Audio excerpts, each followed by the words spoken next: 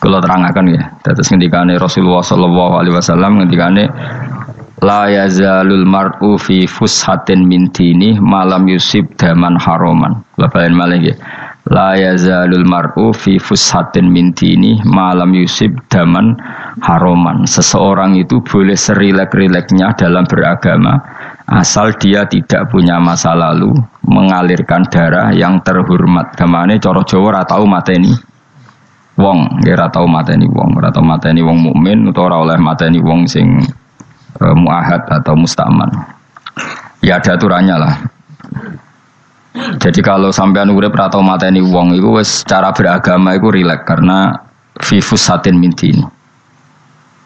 Nah tentu mateni itu ada banyak sebab, di antaranya fatwa yang ekstrim. Sehingga ulama dulu itu senang diguyon sampai keterusan saiki. Jadi kabeh wong alim khase sering guyon karena memang menghindari omongan penting. Kenapa? Karena sekali omongan penting ini kadang yu'addi ilal fatwa bitaqatul. Takutnya fatwa itu ekstrim, kemudian saling apa?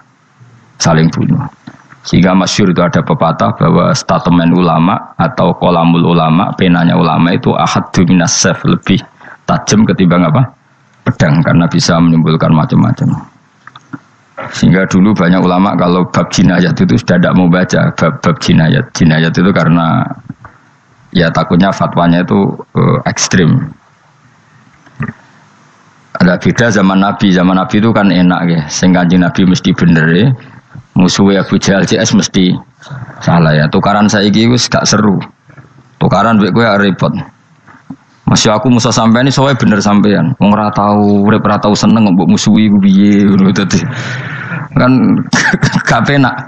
Jajal misalnya kiai itu kan mbek santri, wong mesti kan normalnya bela kiai ini, mergo luwih alim luwih bener. Tapi kan cara pandang, lah iya sing bener kok mau ngalah kan.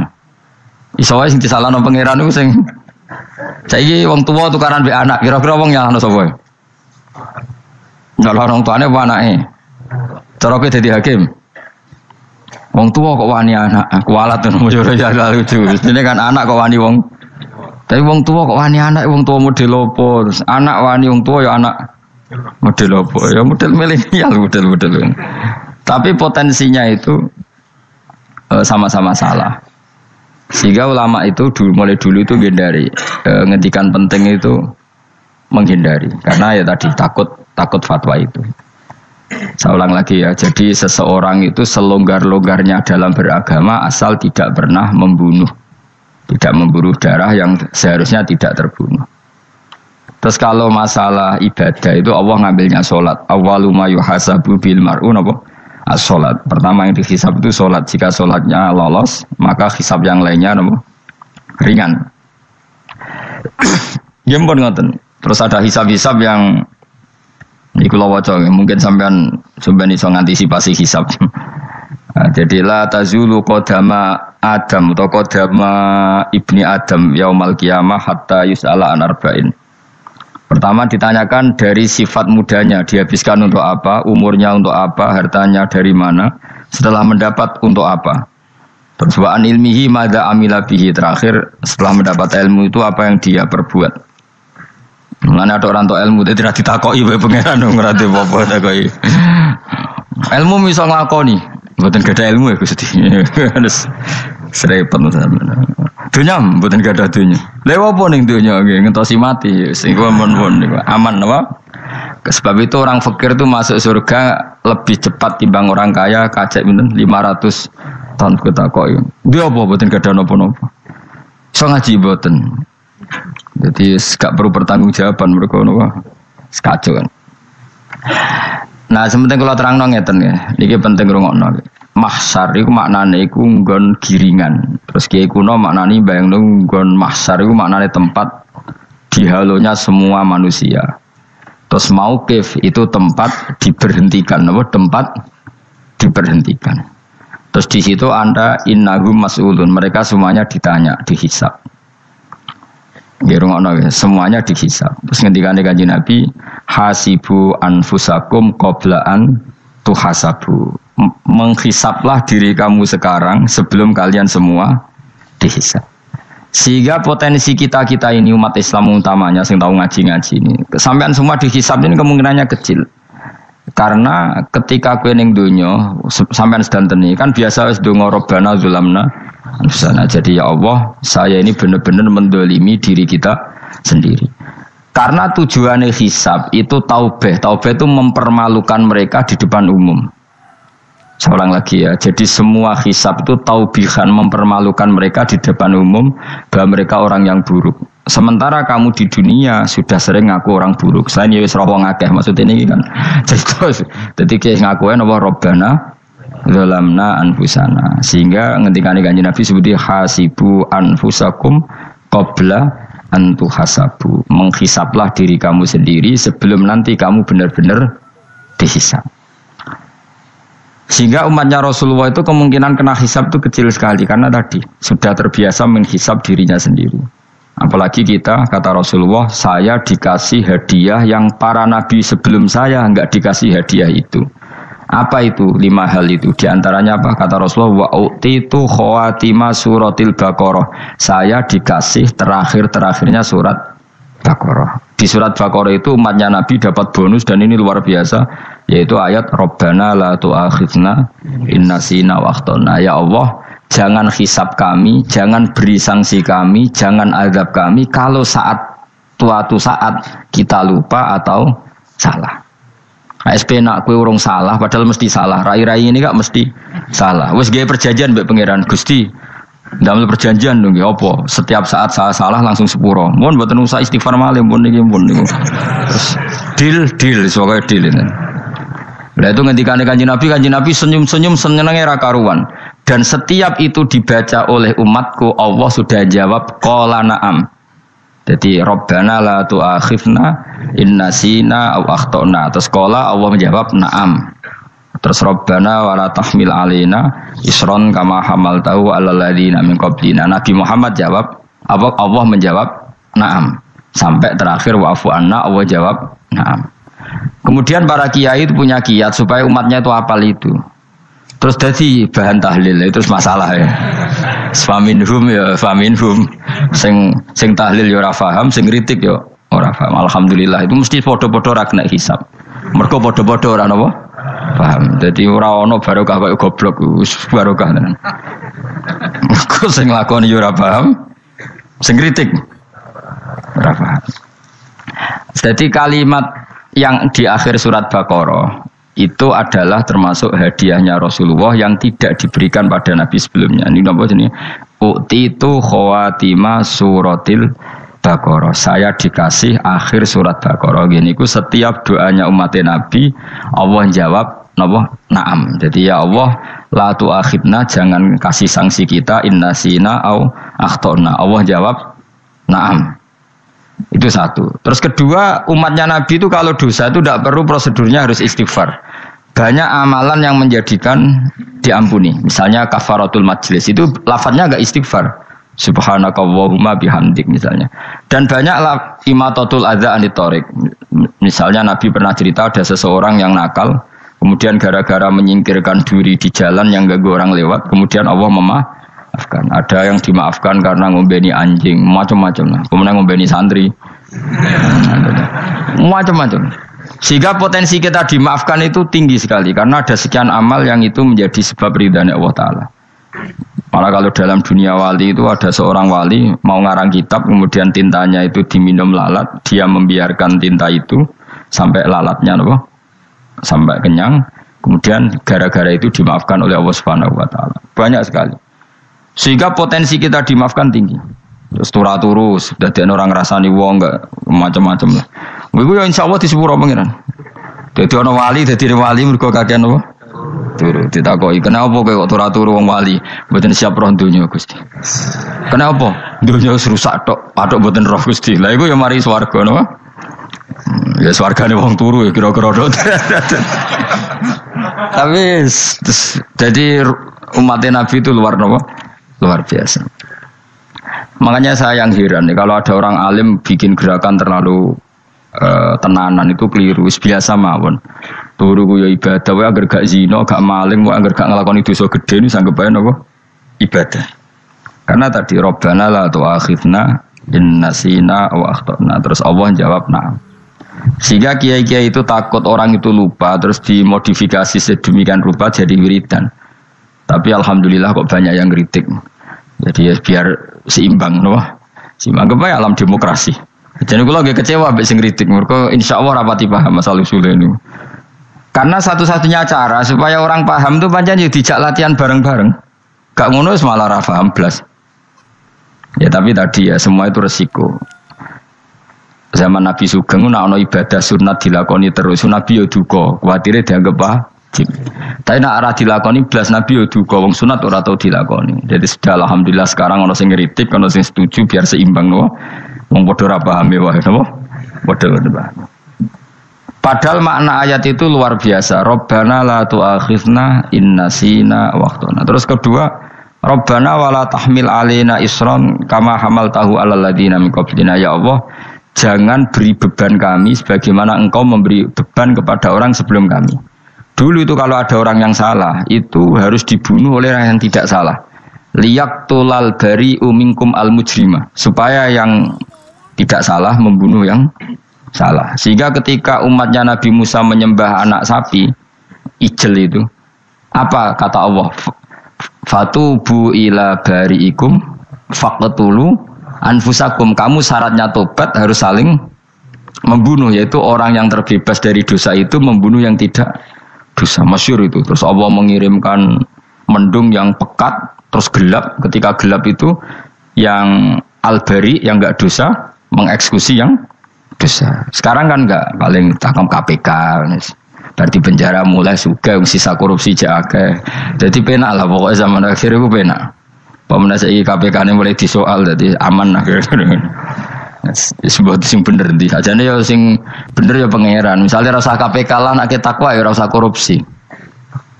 Kalau KPK dilemahkan nanti yang korupsi marah. Lah masih orang KPK lah nak di pangeran kan ya aman karena korupsi.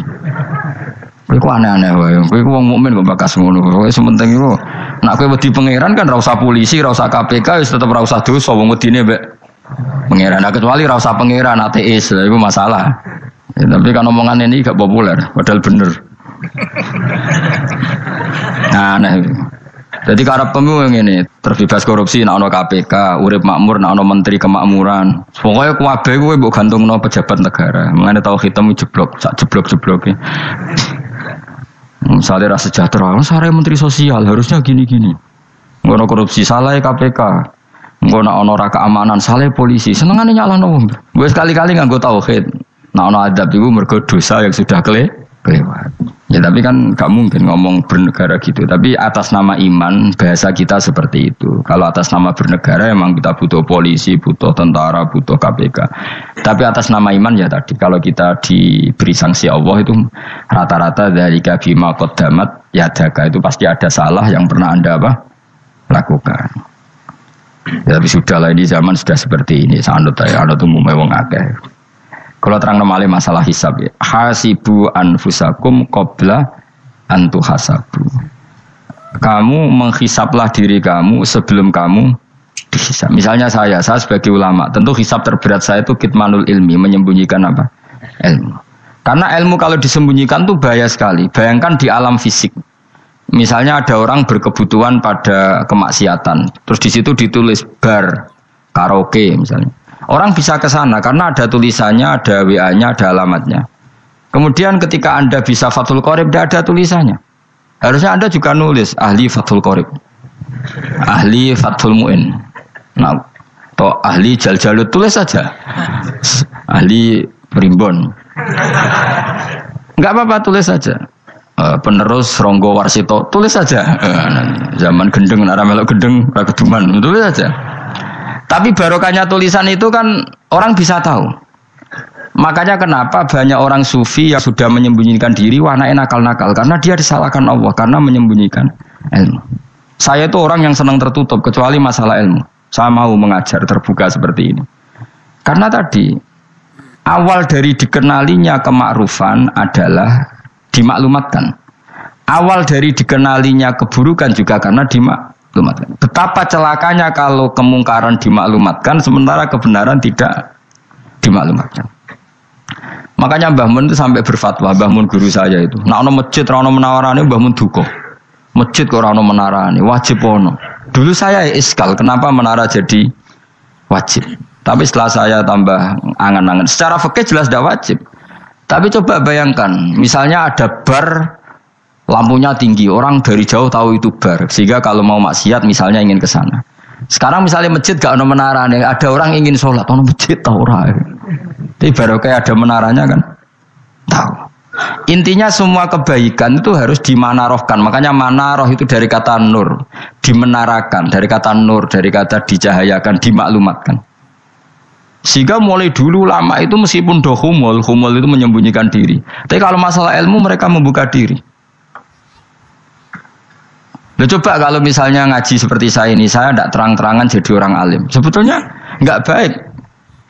Kalau kamu ujub, sombong, aku orang alim itu tidak baik. Tapi kalau kita kan tidak karena ujub tadi, harus memaklumatkan. Coba berapa bapak-bapak yang tertolong nyari duhidan ketika istrinya hamil, gara-gara tulisan karena yang nolong itu bidan, ya kan, dokter gigi, atau kalau nggak dokter ya ahli gigi. Ahli gigi itu yang dipasang tanpa medis itu. Tidak kamu menjadi tahu karena apa coba? Tulisan kan. Tapi kenapa kebaikan tidak seperti itu? Harusnya sampean itu tulis saja. Misalnya sampean enggak alim saja, maklar orang alim. Siap menyalurkan ke tempat-tempat orang alim. Coba TKI tenaga kerja itu. Mereka tahu Korea, Hongkong karena tulisan penyalur tenaga kerja. Tulis saja rumah kamu penyalur ke orang alim. Nanti antar ke berduaan. Kalau ada orang tanya, maksudnya gimana? Kalau butuh orang alim tak antarkan. Oh ya sudah. Itu kalau se-Indonesia, itu luar biasa. Jadi yang ngajinya dulu Fathul Qorib sampai bab sholat itu saja ahli Fathul Qorib sampai bab sholat. Terus saja dalam kurung pemahaman pas-pasan. Enggak apa-apa. Lo coba dokter itu kan fair. Kalau ilmunya pas-pasan tulis dokter umum. Kalau dia merasa pinter dokter spesialis. Dan itu menjadi orang tahu. Tulis saya kan ahli saraf. Nah. Loh, buatan guyon itu betul. Makanya saya ini termasuk orang yang menyembunyikan diri. Tapi kalau bab ilmu enggak. Sehingga nyun saya tidak sombong, banyak gus-gus alim yang ngaji saya Jamul Jame, ngaji Mahali. Padahal itu kitab tersulit di pondok. Tapi gara-gara saya sering cerita, saya pernah ngaji Jamul Jame sama Mbah Mun. Saya pernah mentakriri kitab ini, kitab ini. Hanya banyak yang ngaji saya. Kalau tanpa itu kan mereka tidak tahu. Ya sampean enggak apa-apa kalau menyaingi saya. Tulis saja di rumah kamu ahli Jamul Jame. Barang diparani ahli apa? Ahli jilid. Maksudnya kalau kitab kamu rusak bawa sini. Ya enggak apa-apa. Nah, sehingga syarat utama jadi nabi itu sebetulnya memaklumatkan diri. Ya saya ulang lagi. Pertama nabi jadi nabi syaratnya apa? Memaklumatkan diri. Sehingga pertama beliau jadi nabi naik gunung Sofa, kemudian ya ma'syara Quraisyin halummu ilayya, wahai orang Quraisy ke sini. Terus Nabi mulai manggil satu-satu, ya Bani Abdi Amanaf ke sini, ya Bani Fihr ke sini. Terus saya ini adalah An-Nadhirul Mubin. Saya sekarang diangkat jadi Nabi. Terus Abu Lahab marah-marah, tabbannaka ya Muhammad alihada jama'tana. Muhammad kamu itu orang sial, kita enak-enakan tidur gara-gara kamu manggil kita datang. Ternyata hanya untuk urusan seperti ini. Makanya terus ada tabbat yada abi labi watab. Tapi yang iman kemudian tanya, Muhammad kalau kamu setelah jadi Nabi, misinya apa? Saya diutus Allah untuk kamu menyembah Allah, tidak boleh menyekutukan Allah. Dan Allah memerintahkan kamu afaf itu meninggalkan zina, meninggalkan maling, gini-gini. Coba kalau Nabi tidak memaklumatkan diri, jadi Nabi seklunak-klunus, ketemu wong monggo nggih. Ada temu dia nggih. Sengerti nak Nabi ku sapa aja. Sehingga orang-orang yang humul, yang menyembunyikan diri itu di bab ulama masalah besar itu. Karena ciri utama dosa adalah kitmanul ilm. Makanya Nabi sidik amanat tabligh fatona. Tabligh itu lawan katanya apa? Kitman. Makanya saya ngaji di mana-mana. Saya di Jakarta ngaji, di sini ngaji, di Pasuruan ngaji. Harus dimaklumatkan ilmu. Dan kalau ada orang tanya ya tak jawab. Saya itu kitab yang paling aneh di pesantren. Misalnya yang mulai aneh lah. Kayak Jamul Jame. Saya sampai sekarang masih ngajar Jamul Jame. Kitab yang aneh. Macane lagi roh judulnya pusing. Jamul Jawame, kumpulane pira-pira kumpulan. Dadi ilmu apa ae ana ning kono. Sing gak ana ilmu dukun, mboten enten. Ilmu carane bodoni ora ono. Kono mau carane mlebu swarga tok. Mane potensi kula mlebu swarga itu tinggi sekali. Cara sing model piye duwe kula. Dadi mun. Dadi cara sing model piye duwe. Dadi cukup banyak napa? Cara. Sampe nek ndek cara sitok ora mesti kula nu gak ada cara kada. Dadi nek dari cara iki mentok ganti cara iki mentok. Ya terakhir paling gampang itu cara nganggo fadhole pangeran. Iku kena mbok tiru. Pokoke mbok swarga nganggo fadhole pangeran. Masalah utama kita sebetulnya itu. Makanya saya tidak pati cocok sama orang sufi itu. Kebenaran itu harus dimaklumatkan. Sementara orang sufi itu ingin menyembunyikan diri. Itu kalau untuk yang alim itu tidak bagus. Wong kita saja tahu itu dokter atau bidan karena tulisan. Ini bidan, ini dokter. Dan mereka jujur, dokter umum, dokter spesialis. Loh, coba misalnya di kota, kamu tulis saja penyalur kebaikan. Orang yang ingin mondok, pondok pilihannya ada, Sarang ada, Peloso, Lirboyo. Kalau saya ke sana gimana? Saya kenal Gusnya. Tak anter. Keren, juga ada penyalur. Kalau orang bisa tersalurkan ke Korea, ke Korut, ke Jepang karena tulisan, kenapa tidak banyak orang tersalur kebaikan karena tulisan? Enggak orang mau kelunak orang jelas. Meskipun nanti ditawari orang, mesti dulu sih ahli takrib, cuma guyu, ahli fathul qorib sampai bab sholat. Tulis saja jujur, maaf tapi hanya sampai bab sholat. Tulis saja, ada maafnya bareng, maaf, tapi sampai bab sholat. Enggak apa-apa.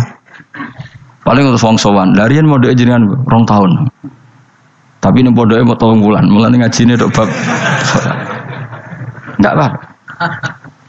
Itu dulu memang begitu. Rasulullah zaman Sugeng itu kalau ngajari santrinya itu balighu anni walau ayah, maklumatkan ke kampung kamu meskipun 1 ayat. Banyak sahabat kalau ditanya ya tidak bisa karena ngajinya tidak hatam.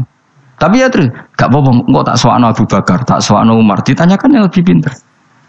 Saking tidak pahamnya sahabat itu lucu ketika ada ayat waqulu wasrabu hatta yatabayyana lakumul khaytul abyadu minal khaytil aswad. Itu kalau mau tidur ya benar-benar bawa benang putih sama benang hitam, ditulis dipasang di pintunya. Jadi kalau makan diinceng lagi, kok masih belum kelihatan, wah masih boleh makan. Terus begitu. Kalau sudah mulai syuruk, mulai padang, wah berarti sudah imsak.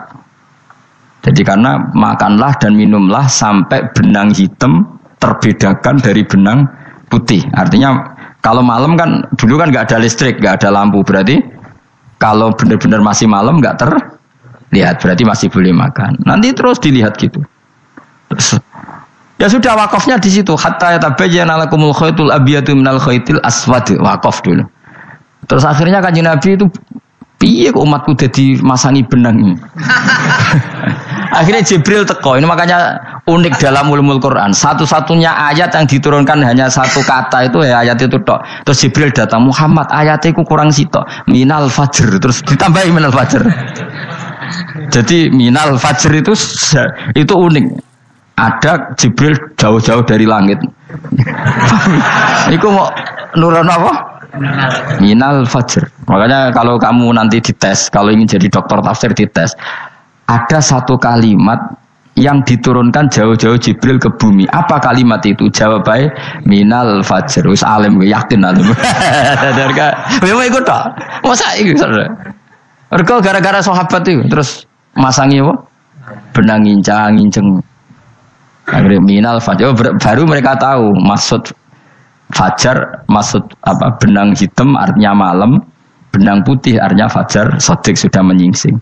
Semenjak itu sudah ada benang-benangan karena jadi orang-orang ngono maksudnya iki cek kurang sithik terus turun apa? Minal fajar ya. Jadi nanti kalau sampai latihan tes jadi dokter apa?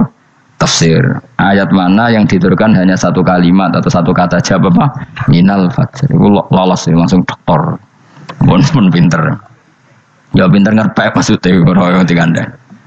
Lah nanti hubungan kita dengan Allah ya seperti itu. Sejauh mana kita memaklumatkan Allah, sejauh mana kita mengkampanyakan Allah.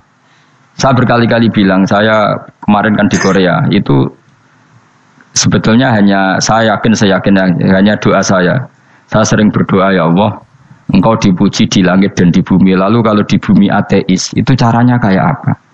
Dulu saya itu terobati karena Uni Soviet setelah persemakmuran banyak menjadi negara Islam. Berarti itu bukti bahwa Allah pun dipuji di bumi Uni Soviet. Lalu yang kayak Korea kayak apa? Ternyata betul Koreanya tetap ateis, tapi gara-gara diserbu wong Indonesia. 49.000 wong Indonesia ning Korea Selatan. Iku mbok gawe sing salat separo, iku jek piro? 24, kira-kira ya selawe digawe 20.000. Ku 20.000 salat kabeh, tahlilan kabeh surwame.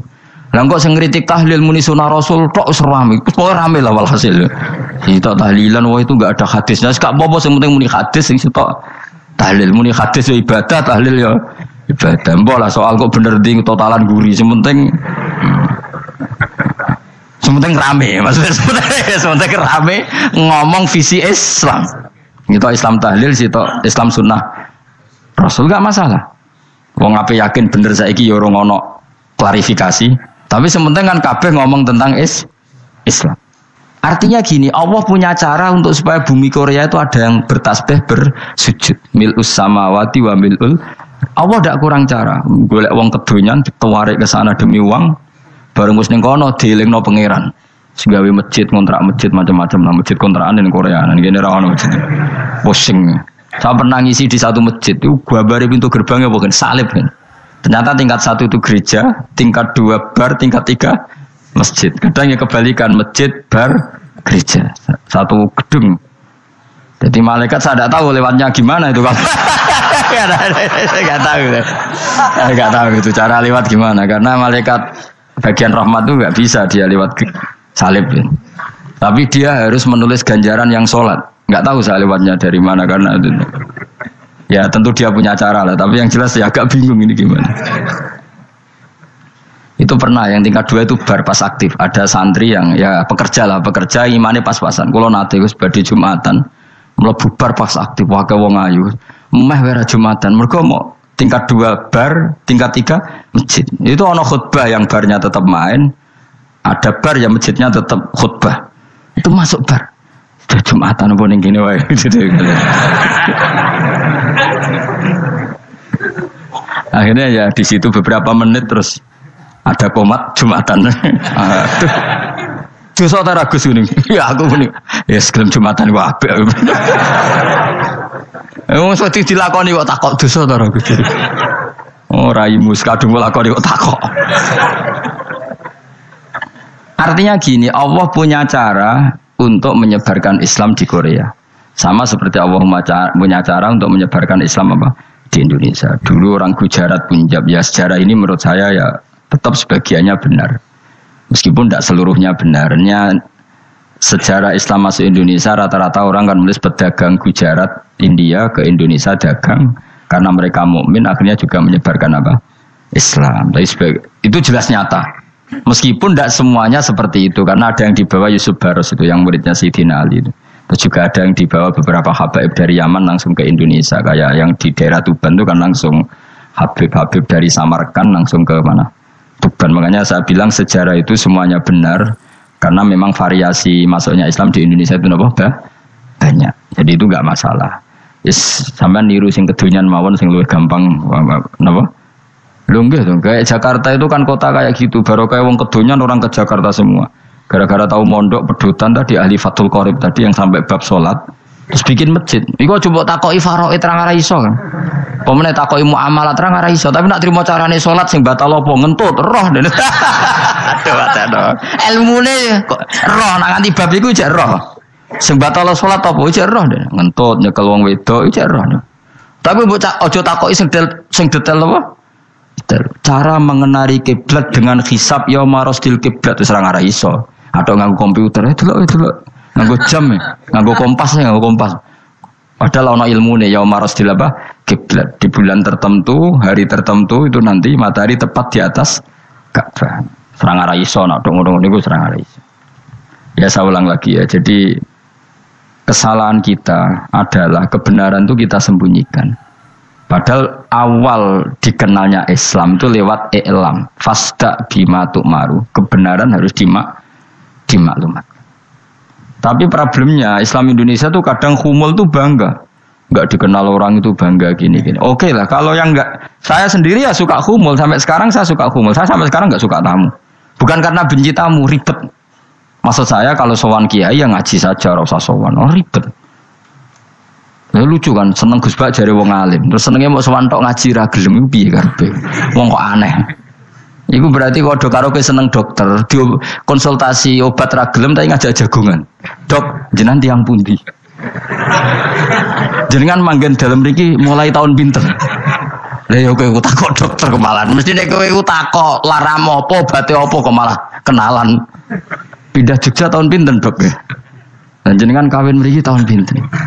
Lha wong jare Gus Bae wong alim kok sowan ngono. Jenengan kelahiran tahun pinten, Gus?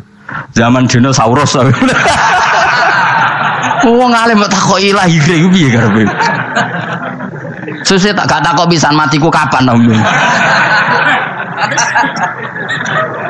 Coba betapa naifnya kita kalau kita suka dokter, terus kemudian kamu takok, Dok, kelahiran tahun pinten jenengan? Aneh gak? Nak kowe seneng dokter mergo mau konsultasi berobat ya ngomong saja apa yang kamu butuhkan. Aku seneng wong alim yo ngaji titik. Nah, kowe misalnya seneng artis, ndelok konser artisnya takok kelahiran tahun piro. Gak penting artis ayu mbok delok seneng wis sudah gitu aja. Ora wong alim yo ngono ngaji seneng. Yang kadang wong Jawa lucu, seneng wong alim sowan terus takok-takok. Mana iku dudu obat ngono, yakin ngono. Maksudnya bu sing profesional, maksudnya sing rontok bener sidik lah, jadi wong aja bener nemen-nemen gak mungkin, wis pokoknya bener sidik-sidik. Makanya kemarin ngaji apa Nasoih Libat kan gitu, mujalah satu ulama artinya apa? Fi majlisil ilm ketika ngaji, ora kok mujalah satu ulama utawa sowan matekno wong ngerene terjauh. Kulo termasuk kiai yang kampanye ini. Kulo termasuk kiai terkenal tapi sing tamu kulo rapati kathah. Iku jaga masyaallah tenan wis. Muga-muga rodok tobat sithik-sithik maksudnya. Maksudnya ya sudah lah. Ya tadi hubungan wong alim ya sudah ngaji. Kalau hubungan sama dokter ya tanya konsultasi apa? Medis. Kan lebih enak. Nah, hubungan mbek dukun wis takok wis. Mbah niki menyangking pundi. Kok jenengan dermemel nglafadzno apa sing kalimate sing jelas kena apa nak dermemel mandi nak jelas kok ora mandi ku piye takono aku yo guru pun mbek dukun wong kalimate ra jelas kok mandi nak jelas gak mandi kok nak jelas kita bodoh ini ayo guru mantra iku mesti gak wae rungokno tenanan kalimate terus ra jelas dukun-dukun dulu. Lu kok mandi? Nak jelas malah mandi. Mandine tenan ora ya ora. Ya saya ulang lagi ya. Jadi sebab itu di Quran sering ada kata i'lamu, kenalilah, ketahuilah. Jadi awal dari agama ini adalah harus tahu. Maka menyangkut harus tahu ini lalu Allah bikin media. Media itu apa saja. Tapi lalu kita bisa berdebat tentang media. Itu yang kita tidak tahu nanti hisabnya di depan Allah Subhanahu wa taala. Saya sampai sekarang itu nggak tahu, nggak pernah bilang halal, nggak pernah bilang haram. Misalnya gini ya buat ini dengerin ya. Di Korea ini sering teman-teman cerita. Ada beberapa majikan yang baik sama umat Islam, yang bekerja Muslim. Itu kalau dipamiti sholat kan, Pak majikan saya mau sholat. Sholat itu apa? Mereka bilang dengan bahasa analogi di Korea. Pokoknya sholat itu sembahyang. Ketika sholat itu ditanya sama orang Korea, loh kamu itu sembahyang kok tidak ada patungnya? Karena pengetahuan mereka yang namanya sembahyang itu ada patungnya. Ada yang baik, apa sekalian tak belikin patung? Jadi wong Islam pas sholat tuh didelok ngarepe dhuwure kok gak ono patung. Ono sing ape sujud tuh digambarno salib. Mergo dekne denger-denger kalau karena tidak tahu Islam itu apa. Sementing ada personifikasi Tuhan. Ada lagi ini yang agak ngeri. Ada pegawai Garuda karena dia agak terpelajar waktu sholat dia sholat sama krunya di mall. Itu langsung security mall nelpon polisi. Ini ada ritual teroris gitu. Jadi sholat itu dianggap mukadimah sebelum ngebom. Jadi ritual. Pertanyaannya adalah karena mereka tidak pernah ngerti sholat itu kayak apa. Dan kadang-kadang orang ngerti bahwa sholat itu adalah ritual umat Islam itu lewat media. Media itu bisa berita, bisa dokumenter, bisa apa saja. Kita tidak pernah tahu cara Allah mengertikan. Seperti kita tidak pernah tahu madzhab Mu'tazilah, tahunya itu dari kitab-kitab ahli sunnah wal jamaah. Coba kita semua misalnya tahu madzhab yang aneh, Mu'tazilah, Jabariyah, Qadariyah, itu dari kitab mereka apa dari kitab ahli sunnah? Dari kitab ahli sunnah. Maka bisa saja informasi keburukan itu dari orang baik dan informasi kebaikan dari orang buruk. Kita tidak pernah tahu. Karena ini yang bisa ngelola hanya Allah Subhanahu wa taala. Tidak bisa, kita tidak bisa, hanya Allah yang bisa. Maka perdebatan Ahmad bin Hambal dengan Haris Al-Muhasibi itu seperti itu. Misalnya gini, tak kiri contoh. Haris Al-Muhasibi itu orang alim alama. Dia ahli sunnah mandat, pokoknya ahli sunnah sekali. Dia mau ngarang kitab tentang dia menentang Mu'tazilah, menentang Qadariyah, menentang Syiah. Terus setelah mau ngarang kitab, ditanya sama Imam Ahmad, ya Haris, kalau kamu ngeritik Mu'tazilah, awalnya gimana caranya kalau ngarang kitab? Ya saya cerita pendapat mereka dulu, lalu saya saya tentang. Imam Ahmad guyu-guyu. Bukankah setelah kamu cerita mazhab mereka plus argumentasi mereka, jangan-jangan pembacanya sudah tertarik. Pas kamu nentang, kamu sudah dianggap gawe-gawe. Karena kadung tertarik. Saya tak contoh wae, misalnya gini, kowe sekarang rasa baru dadi wong soleh biasa wae. Aku ono gambar wong wedok montok tak tulis, hindari ini. Kira-kira dia mau hindari apa gambare? Enggak jawab ya, kira-kira lho. Sing mbok nikmati kata hindari apa? Sing mbok eling-eling kalimat hindari apa gambare? Kira-kira. Padahal tulisannya apa? Hindari bahaya ini. Bahaya ndi terus didelok. Terus sing dieling-eling ora hindarine tapi sama. Pendapat Mu'tazilah itu ada yang menarik. Misalnya gini, menurut Mu'tazilah, seseorang masuk neraka ya karena amalnya, masuk surga ya karena amalnya. Apa artinya kalau masuk surga karena fadlnya Allah? Lalu gunanya amal apa? Mungkin pembaca kan tuh, wah ini proporsional ini. Gak ada ahli sunnah, jadi buswarga mereka fadlnya pangeran. Kok enak? Lalu gunanya amal apa? Padahal dia tahu pendapat Mu'tazilah itu dari kitab itu, kitabnya orang ahli sunnah. Gak pernah tahu kita. Ya saya ulang lagi. Itu kan ibarat kayak KUHP. Kamu baca KUHP draft, terus kamu cocok. Kamu mesti nyalahkan yang demo. Atau baca buku selebaran orang demo, kan terserah kamu. Kamu kan punya akal, kan tetap milih. Tetap milih. Problemnya kata Imam Ahmad itu, ketika kamu menceritakan pendapat Mu'tazilah, bisa-bisa orang itu kadung tertarik. Ketika mulai kamu tentang, orang itu gak tertarik sama penentangan kamu. Berarti kamu ikut menyebarkan Mu'tazilah. Sama seperti tadi, gambar perempuan yang agak jorok tadi, sebetulnya tak tulisi kata hindari. Padahal Rukinus gak tahu, eling wong wedok gara-gara tak kei gambar hindari bahaya ini, malah jadi eling. Orang eling tulisannya eling. Nah hakikat saya ini penyebar kata hindari apa penyebar gambar itu? Coba. Lalu status saya ini pengedar gambar itu apa pengedar kata hindari? Iya yang mengedarkan kata hindari tapi yang mengedarkan. Nah sama sekarang pertanyaannya, kalau kamu ngarang kitab anti Mu'tazilah itu sebenarnya pengedar mazhab Mu'tazilah apa penentang? Ya pengedar juga karena umat tahu dari kitab kamu. Contoh ya. Lah ya mulane ku dadi perdebatan, mergo kaya iya kaya ora. Juga tuh gale gini misalnya, kamu jangan milih presiden yang dari militer, itu pasti keras, tegas, terus kaku. Ternyata pembaca itu wataknya militer, lu cari yang begini, pusing kan kamu. Agak suka presiden sipil, gak tegas. Padahal kamu nulis itu untuk menggiring orang milih presiden. Jangan milih yang militer, pasti tegas, nggak demokratis, nggak nerima pendapat. Ternyata pembacanya suka saya punya pemimpin yang tegas. Habis kamu kan? Yang tahu hati orang itu siapa? Makanya ketika kitab ahli sunnah dipenuhi dengan cerita-cerita madzhab Mu'tazilah, itu sebetulnya kamu itu pengedar apa penentang? Itu pertanyaan Ahmad bin. Akhirnya Imam Haris Al-Muhasibi bilang gini. Enggak, maksud jenengan itu ngelarang apa dukung. Pokoknya mergo mangkel. Dari Mama Jo aku pokoknya ngomong ngono ae pokoknya. Terus akhirnya Yus nang ngoten kita arahe jenengan mboten sedo ngarang mboten sedo ngarang. Makanya Haris Al-Muhasibi akhirnya enggak mengarang kitab itu. Dia sebenarnya pernah rencana Kitabul Firaq fil Islam. Dia mau ngarang kitab kelompok-kelompok dalam Islam. Ya coba mau apa coba. Misalnya kamu bela tahlil nasibnya juga seperti itu.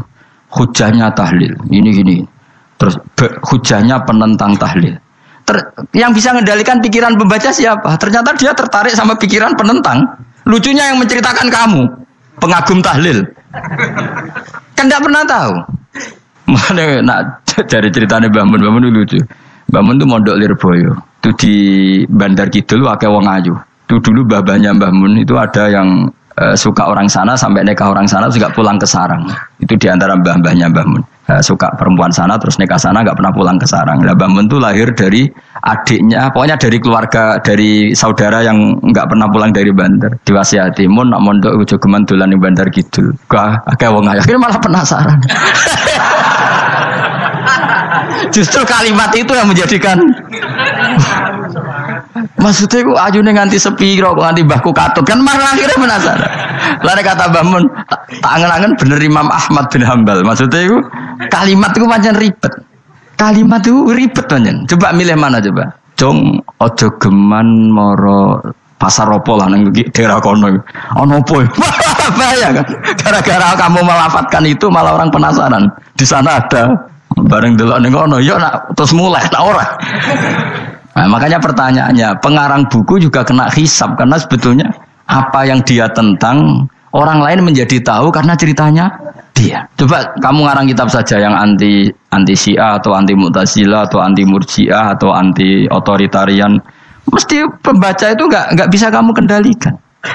Nah, itu juga rawan hisab, makanya berat. Pokoknya walatus alunna yauma idzin anin naim. Semua itu nanti dimintai tanggung jawab oleh Allah Subhanahu wa Ta'ala. Karena kita tidak pernah tahu. Akhirnya Haris Al-Muhasibi gak ngarang kitab. Imam Ahmad itu tidak punya karangan kecuali riwayat Musnadu Ahmad bin Hambal. Kalau ada 14 juz.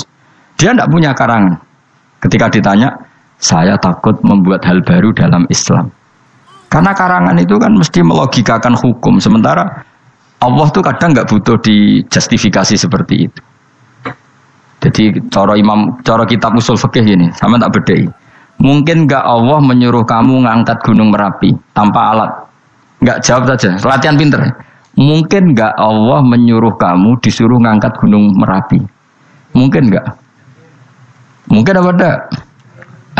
Itu ulama usul fikih berdebat. Ada mengatakan enggak mungkin.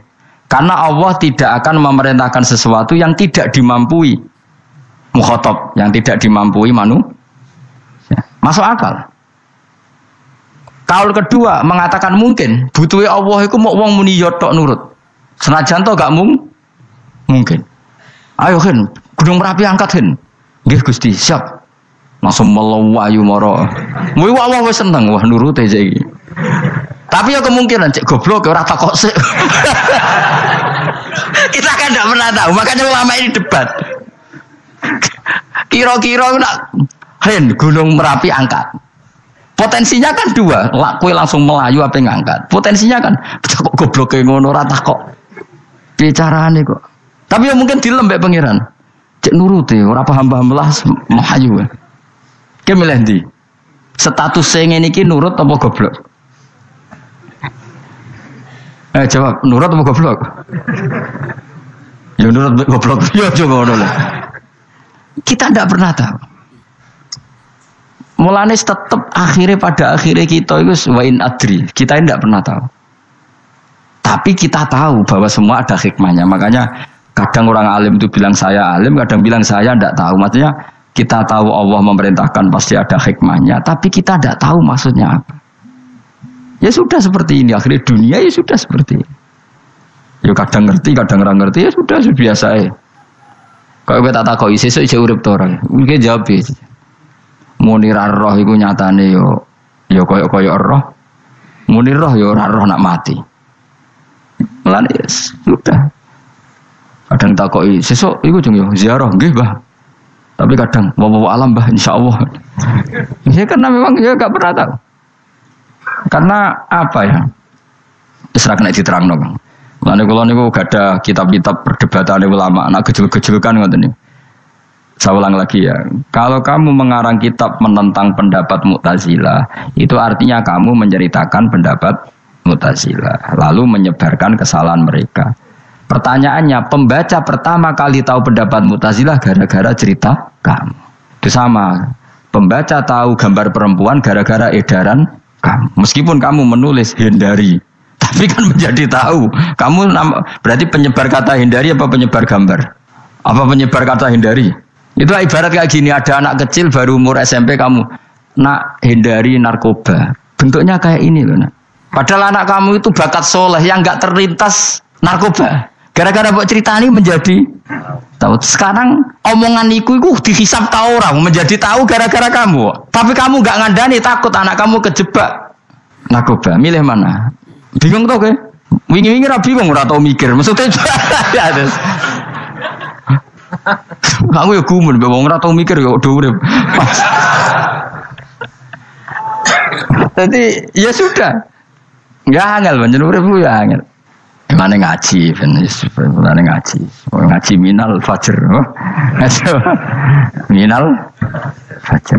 Itu satu-satunya ayat sing turun mau sak kalimat. Jadi ora sak ayat mau sak kalimat, sak kata kalau dalam bahasa Indonesia. Mun kula terusno. Oh, masalah yamin iki kula terangno. Yamin itu maknane arah kanan. Arah kanan maknane arah yang dikira benar. Jadi orang Arab bilang kalau sesuatu benar itu disebut kanan. Mulane ashabul yamin. Tapi kalau orang salah disebut ashabus simal. Jadi sebetulnya itu bahasa-bahasa, ya memang bahasa Arab seperti itu. Partai kanan berarti benar. Kalau partai kiri salah. Tapi sekarang katanya ada wasatiyah, tengah-tengah. Ya saya malah bingung tengah ning ndi. Tapi nah istilah Al-Qur'an itu jelas ada yamin, ada simal. Tapi kalau wasat itu bahasa sosial, tapi ya sah. Bahasa itu juga sah. Wong napa sebut ini ummatan wasatan litakunu syuhada'a napa wa kadzalika ja'alnakum ummatan wasatan. Mun kula terusno, jadi arah kanan itu maknanya apa? Arah yang benar. Makanya disebut ashabul yamin. Kalau salah disebut ashabus simal. Innakum ladzaikul adzabil alim. Innakum satamne sira kabeh fihi tetep dawuh fihi ku tetep ing dalem dawuh innakum iltifatun te ono iltifat. Iltifat iku merubah redaksi. Mau kan tentang hum itu dhamir ghaib, tapi sekarang jadi dhamir mukhatab. Ladzaikul adzabil alim. Yektine wong kang bakal nyeksani, bakal ngrasakno siksa sing pedih. Wa mutzauna lan ora den wales sira kabeh ilama kecuali perkara illa jazaa kecuali wales perkara kuntum kang ana sira kabeh tak malu nang nglakoni sira kabeh illa ibadallahil mukhlasin kecuali kaulane Allah sing ikhlas. Jadi semua orang itu akan kena siksa kecuali kaulane Allah sing napa ikhlas. Wis ikhlas pokoke enak-enak ibadah ikhlas mun nang ngandel kula ibadah paling nyaman ikhlas. Mulang ya mulang ae mergo perintah Allah. Cek murid temroh hae guru cek ora ben sak karep-karep wis pokoke mulang ya mulang ae. Sekolah nih, pokoknya mulang aja. Cek rohakku ora urusan, pokoknya mulang wis. Boleh ridane Allah, ben sebenarnya akhirat rakakan hisab ribet mikir manusia ribet. Pemane mikir hak-hakmu ribet. Turuti ora tau waras, repot kabeh. Ben bonus dunya ben bonus. Nah dhewe mesti dianggep ae urip sedina-sedina. Sing ngongkon bayangno urip suwi wis apa. Wa amali akhiratika ka annaka tamutu. Lan kula nek di 200.000 tak anggap wage. Urip nganti sesuk dhuwit 200.000 cak aki. Tapi bayangno dhuwit akeh, bayangno urip nganti swidak tahun. Sing ngongkon bayangno ngono iku ya sapa? Jelas Nabi dawuh wa amal li akhiratika ka annaka tamutu hutan. Kamu ngamal untuk akhirat seakan-akan mati be. Jadi misalnya aku digedingi wong sak menaki, digedingi mok sewengi enteng sesuk wis mati wae. Jebule cek urip. Ya anggap ae cek sesuk. Kan mok sedina-sedina ngitunge apa? Mulane anggere ana panitia ngundang aku pengajian ku pusing. Aja mbok undang saiki aku mari bingung. Pokoke nek sesuk acara bengi aku kandhani. Mboten Gus ben ana kepastian. Kepastian mbahmu ora melok duwe donya men kepastian namanya. Wong ora tau ngaji tauhid to namanya. Pas. Lah coba 2 bulan lagi disuruh bilang iya ben ana kepas. Sing iso ngatur donya sapa? Akhirnya tapi ini benar kepastian mbahmu manusia sing iso nonton sapa. Pokoke nek acarane Senin, aku kandhani malam Senin, aku ono ya iso wae lunga. Gampang kan? Tapi kan jantungan. Akhirnya golek kiai serep. Alhamdulillah ras itu. Atus kula ngaji teng mriki wis pokoke umume iku akhir bulan wis ngono tok santai wis. Ya biasa wae. Ya pokoke urip anggap ae sedina wa amal li akhiratika ka annaka tamutu. Dan jadi misalnya damuk bojo ya ndang sedina. Sesuk wis mati wae. Boleh sesuk aja urip diwamuk meneh. Paling sedina. Wis sedina mati, yes. Enggak suwe-suwe aman apa? Aman. Aman. Wani urip ngono. Jadi daftar wali, tahu warai ngono ora. Ikhlas ki ngoten carane ki salat ben nyaman. Ketika Rasulullah sholli ka annaka sholatu muwaddi'in. Kowe nek pengen salat ikhlas, anggap bae iku salat sing terakhir dan kenangan terbaik kamu di dunia adalah tahu salat, tahu sujud. Juga salat tuh happy. Ya Allah ini sujud saat terakhir, ini rukuk saat terakhir. Seneng dadi salat. Salat kok ora. Sewante kok salat meneh. Sewante akhirnya awur-awuran. Lan iki ra dadi wali-wali aku. Krasa Kang, nek dadi wali ku ono ambune. Kita ora ono ambune semboyo. Maksudnya ku ora usah wali-wali papan atas, sing ringan-ringan ae, sementing ku bener. Jadi syarat wali wa amal li akhiratika ka annaka tamutu dan beramallah untuk akhirat kamu seakan-akan kamu mati besok. Jadi misalnya diutang tapi sahur jangan utang sahur ngawur sembrono. Contohnya aja utang aja nak utang bahaya. Enak kan? Jadi di masalah berat ya enteng. Wong urip mau napa? Sedina. Apa meneh aku luwih wali meneh, ora nganti sesuk malah. Setiap saat aku iso mati. Berarti nek di masalah kan lep sedilu.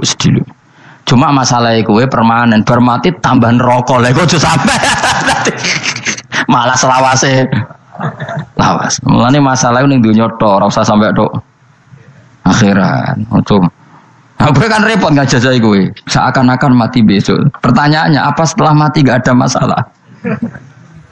Ternyata tambah banyak masalah. Sebenarnya sementing ikhlas ngono. Wa illa ibadah wahil mukhlasin. Jadi kalian semua pasti merasakan siksa dan akan dibalas kecuali mereka sing ikhlas. Mesti ikhlas itu aman. Illa ibadah wahil mukhlasin, kecuali kawulane Allah sing napa ikhlas. Wa ja'alna minal mukhlisin. Ya mungkin kula jenengan sedanten termasuk tiyang sing napa ikhlas. Pokoke dilatih, nek dilatih dipaksa, pokoke luwateh paksa. Nggih Gus pokoke paksa supaya sampean ikhlas. Ya wae misale kowe ngandalo pejabat ya mati. Nak mati ora kuat, sing kuat namung Allah Subhanahu wa taala. Jadi sehingga terlatih. Nah, bagaimana mungkin saya bisa hidup tanpa komunitas nasional, ya kamu yakini aja komunitas itu bisa saja mati atau benci kamu atau perubahan sistem. Ya kayak dhisik misalnya wong duwe wartel iku koyo sugih toko wartel. Bareng ono HP gitu tuntas. Dulu misalnya wong duwe telepon rumah itu koyo sugih ono HP ya tuntas. Jadi perubahan-perubahan ini menjadikan kita tidak percaya terhadap dunia ini. Mesti ora iktimat, ora tetanggenan mbek dunia ini. Yang enggak pernah berubah hanya Allah Subhanahu wa taala. Misalnya ngono, kowe sayang anak, iso wae anakmu sampean gedeng kowe aja katut bojo. Kowe sayang tangga iso wae gedeng kowe. Utawa ana perubahan sistem sing dadekno kowe ra urip ning kono, misale kowe ndonga muga-muga disenengi wong bidukan, jebule kowe ditakdir urip di daerah lah. Enggak pernah tahu. Sing mesti abadi namung Allah Subhanahu wa taala. Semulane illa ibadah wahil mukhlasin, kecuali kaula-kaulane Allah sing mengikhlaskan amal hanya krana Allah Subhanahu wa taala. Ail mukminina tegese pira-pira mukmin. Uti dawe iki istisna mungkotion kang terputus. Dzikra jazaahum. Utawa ngene, dzikru jazaihi mutawi nutur piwalese para al-mukhlisin fi qouli ta'ala ulaika lahum rizqum ma'lum. Ulaika te mungkon-mungkon sing ikhlas lahum tetep kedhe ulaika fil jannah rizqun utawi rezeki ma'lumun kang wis ditentokno bukrotan ing wektu esuk wa asyan wektu sore. Rupane rezeki apa fawakihu iku pira-pira buah-buahan badalun dadi badal au bayanun utawa menjelasno rezeki maring rezeki. Bahwa tekang aran fakihah utawa utawi arisku merupa fawakih ma perkara. Yuk kalau kang den pangan apa mata lagu dan krana enak-enakan lali hifdzi sihatin. Ora kok krana jaga kesehatan. Jadi ning swarga iku mok sifate pakanane mung go enak-enakan tok, ora ana makanan pokok. Mergo makanan pokok kowe mangan beras ning Indonesia kan go ketahanan fisik. Sementara di surga tidak perlu ketahanan karena dijamin fisik kamu abadi. Paham, bisa ulang lagi ya. Kalau di dunia kan kayak butuh mangan pokok supaya mempertahankan fisik. Karena fisik kamu rawan rusak kalau tidak makan makanan pokok. Sementara di surga fisik kamu tidak mungkin rusak sehingga tidak perlu makanan sing pokok. Kabeh sifatnya makanan mau gue enak-enakan tok. Ora perlu lali